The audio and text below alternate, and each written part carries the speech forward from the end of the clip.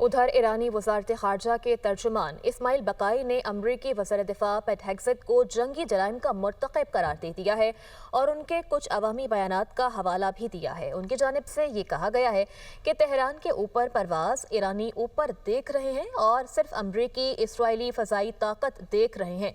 दिन भर आसमान से मौत और तबाही की बारिश हुई। ये जंगी जुर्म और इंसानी हुकूक के खिलाफ जुर्म का एतराफ़ है। अपने सरबराह की ख्वाहिशात को पूरा करने के लिए सिर्फ नाज़ी ज़हनियत ही किसी और कौम पर तबाही नाजिल कर सकती है और उनके कुछ अवामी बयानात का हवाला भी दिया है। उनकी जानिब से ये कहा गया है कि तेहरान के ऊपर परवाज़ ईरानी ऊपर देख रहे हैं और सिर्फ अमरीकी इसराइली फ़ज़ाई ताकत देख रहे हैं।